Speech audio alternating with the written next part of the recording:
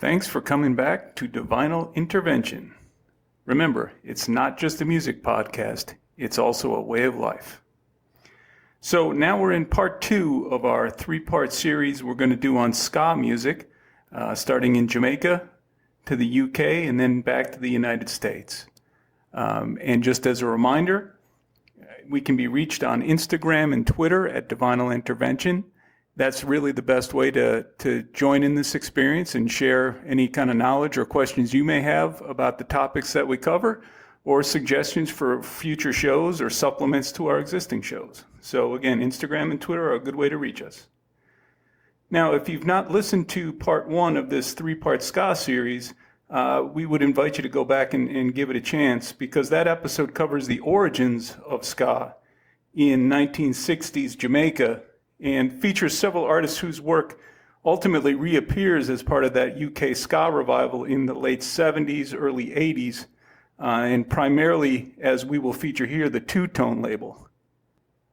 And the reasons that the origins episode is important, I kind of think of it as you know, if you're a fan of classic rock music, like the Yardbirds or the Stones or even Led Zeppelin, there's real value in going back and listening to some of those old American blues artists who, again, especially bands like the Stones and Yardbirds, mined from the rich history of Delta blues here in the United States. So that's kind of the same situation we got with ska. And so if you've not heard the origins of ska and you're not familiar with the original Jamaican ska, definitely listen to part 1 of this series. And in that series, we also featured several of what we called bridge songs, which were songs originally done by those Jamaican ska artists and then also done by these revival artists, including artists like Prince Buster, the Scotalites, and Toots and the Maytals. And those covers ultimately appear in these two-tone label artists' collections. Now, on a personal note, I'm going to have a real hard time limiting this show to our usual 35 minutes because this music, this time period is really in my wheelhouse. And I am, excited that this is also, I believe, our first all-vinyl podcast episode. Most of what I have is on vinyl, but there's been occasional CD usage and a couple of downloads that I've had to do to just give you the humble listener everything that we need for a podcast. But this one's all vinyl because I was a very big fan of this kind of music. Also, it's in line with something that I talked about in the first episode that we ever did on this podcast, and that is this is really album listening. There really, at least in the United States, were not a lot of singles or a lot of hits coming out of the UK ska scene. And so as a result of that, when you did get access to some of this stuff, you tended to listen to the whole album. And if you're like me, you ended up with favorite songs or go-to songs that were very, very different than what the artist may have anticipated would have been their hit single or what was actually released in the UK as a single. So again, this is going to be a good one for me. I will try to keep it down to a manageable time period. I will therefore have to leave out a lot of my favorite artists or just limit the amount of music we provide for those artists. So I apologize in advance. We're going to start off the episode then with one of the more successful UK ska bands. And again, this is a band that had direct lines to Jamaican ska. We're talking about the Specials. And as we talked about in part 1 of this series, much of the first Specials album is comprised of cover songs and songs that otherwise borrow liberally from Jamaican artists. So, for example, if it wasn't a cover, you had a situation where the Specials song Gangsters borrowed very liberally from Al Capone, which was a Prince Buster song. So now we're going to play a little medley of songs that we featured in part 1 with the original Jamaican artists, but this time done by the Specials. So this is a medley of Too Hot, Rudy, A Message to You, and Monkey Man by Toots and the Maytals. Too hot. This town is too around. Better think of your future. Time is straight and right.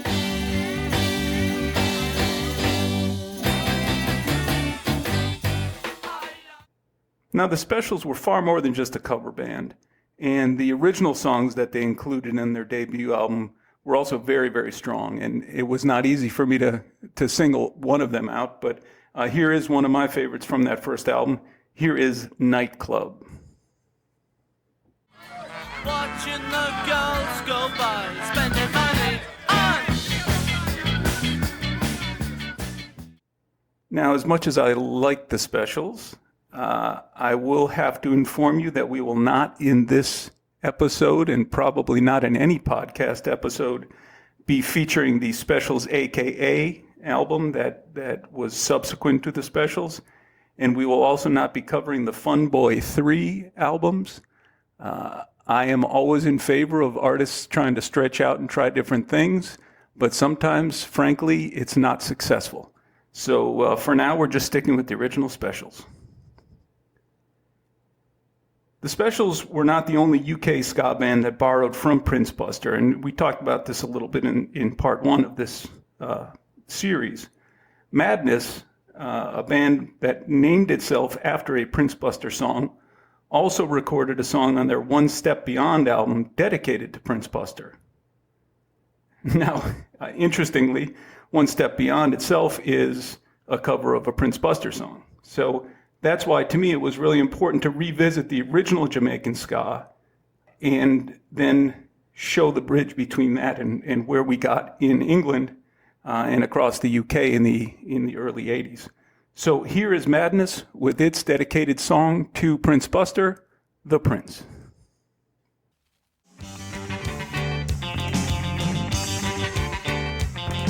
An earthquake is erupting, but not in Orange Street.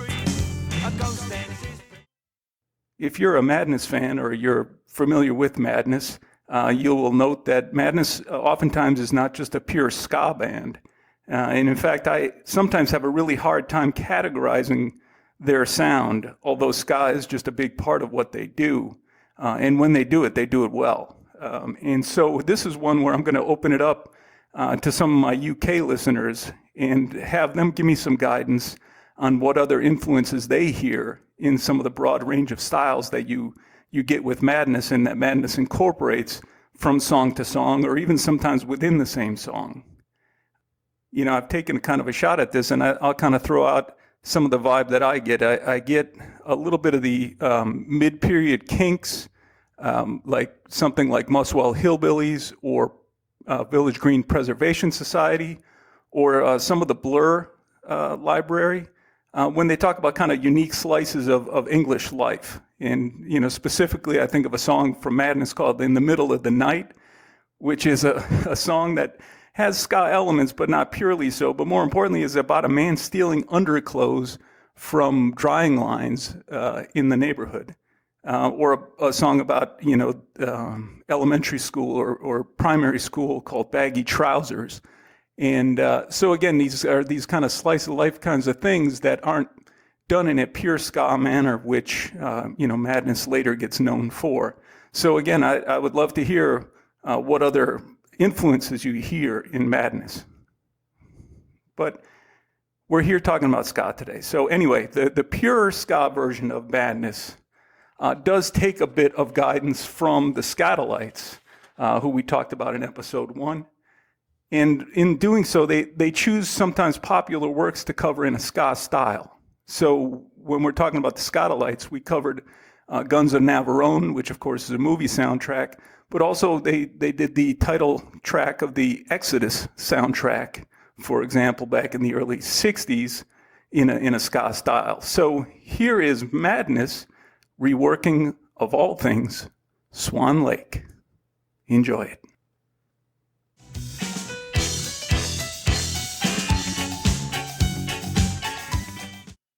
Let's have one more from Madness. Here is one of my favorite songs, also from their One Step Beyond album. Here is The Bed and Breakfast Man.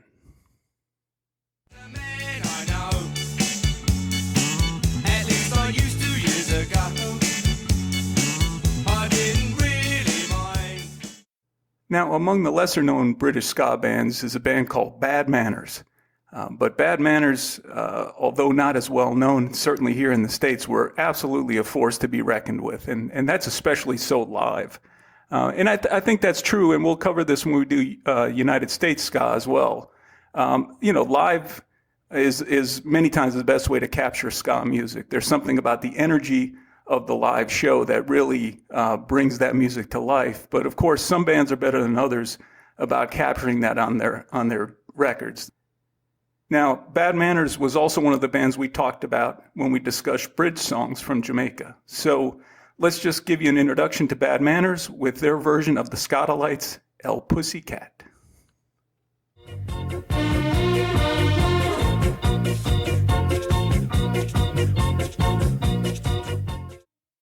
When I think of live ska shows, I am always taken back to my opportunity to see Bad Manners live back in the mid 80s in Wisconsin. It was actually in the middle of February in Wisconsin. And so if you know anything about the weather there, it had to be probably below freezing, maybe in the teens, maybe in the 20s Fahrenheit. And Bad Manners put on just one of those electric shows. It was one of those shows that really, beginning to end, had you fully in. And interestingly enough, about 6 or 7 years later, I was able to meet up with Buster, the lead singer from Bad Manners, as our band. We had a surf revival band in Tallahassee, Florida, and we had the opportunity to open for Bad Manners. And so after the sound check, I got to sit down with Buster and talk a little bit about it, that show, and how much I appreciated some of the stuff they had put out around that time. Enough about me, though. So here is a My Woman Done Me Wrong song, if you will, from Bad Manners, expressed in a way that probably doesn't seem as appropriate to me now in retrospect.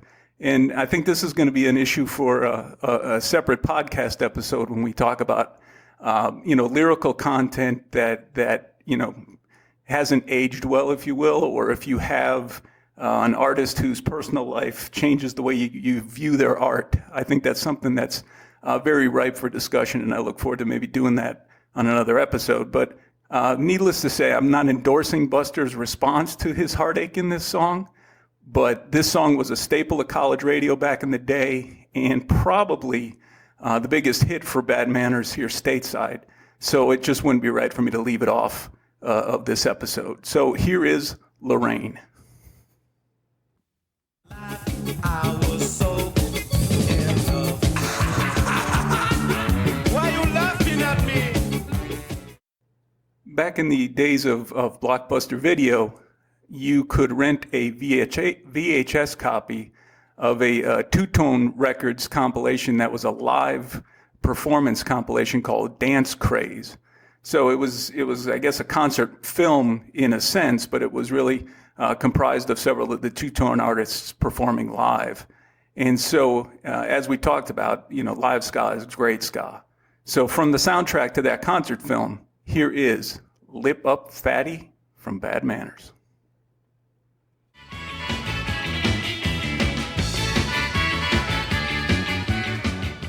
One interesting aspect of the UK ska bands, of course, is that there was a significant amount of racial mix in the bands, hence the two-tone label. But there was also a significant female presence in that ska revival movement in the UK. And among those is this band here called The Selector, and one of their better-known songs, Too Much Pressure. Too much pressure.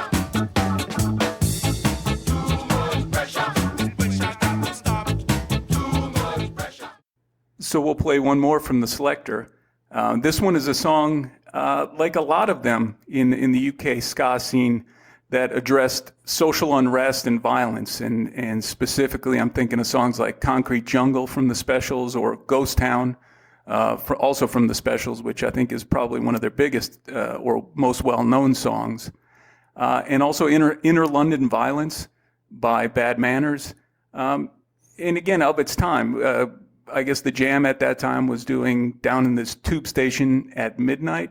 So anyway, this Selector song is their contribution to this, and it's a song from their second album, and that song is called Washed Up and Left for Dead.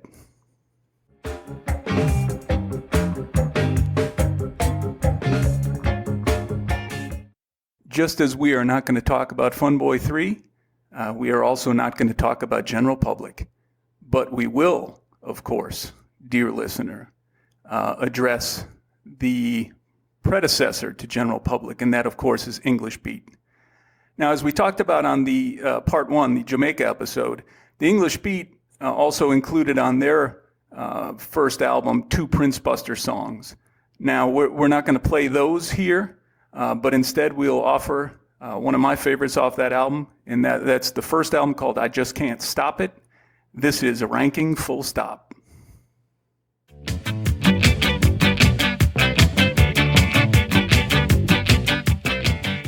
And no discussion of the English Beat would be complete without playing Mirror in the Bathroom. And so here it is from the first English Beat album, Mirror in the Bathroom.